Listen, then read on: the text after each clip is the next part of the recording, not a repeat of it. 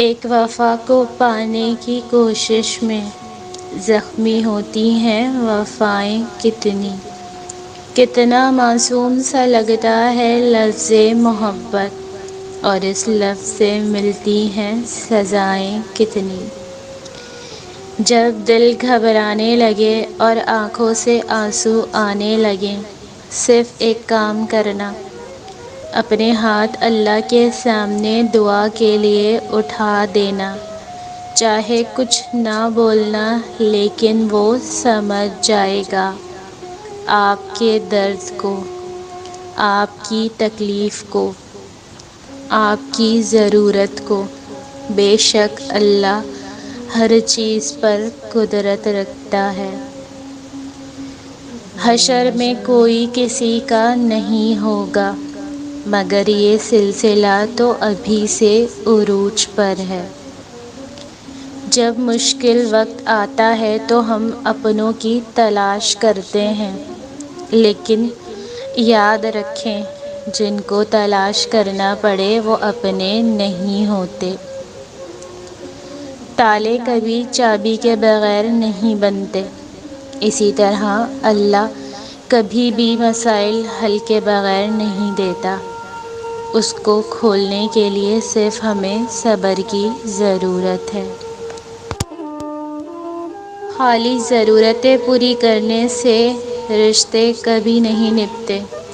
ضرورتیں تو آپ ملازمین کی بھی پوری کرتے ہو، ضرورتیں تو آپ ان کی بھی پوری کر دیتے ہو جن کو آپ جانتے تک نہیں۔ اصل چیز ہے احساس، جب تک احساس پیدا نہیں ہوگا رشتہ نہیں نبھتا بلکہ گھسیٹا جاتا ہے۔ صبر کر لو یہ سوچ کر کہ جو ہو رہا ہے اسی میں اللہ کی مصلحت اور تمہاری بہتری ہے۔ تم کیوں بھول جاتے ہو جس شخص کی حقیقت اللہ تم پر ظاہر کر دیتا ہے اس کی حقیقت کبھی نہیں بدل سکتی، اور جس سے تکلیف کے سوا کچھ نہ ملے وہ کیسے تمہارے حق میں بہتر ہو سکتا ہے۔ زندگی میں انسان کو ایک عادت ضرور سیکھ لینی چاہیے، جو چیز ہاتھ سے نکل جائے اسے بھول جانے کی عادت۔ یہ عادت بہت سی تکلیفوں سے بچا لیتی ہے۔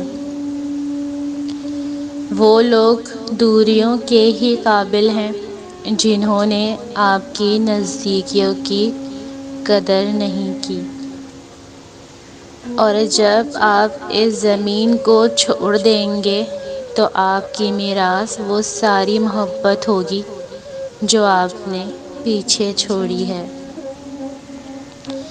کسی انسان کو دکھ دینا اتنا ہی آسان ہے جتنا سمندر میں پتھر پھینکنا، مگر یہ کوئی نہیں جانتا کہ وہ پتھر کتنی گہرائی میں گیا ہے۔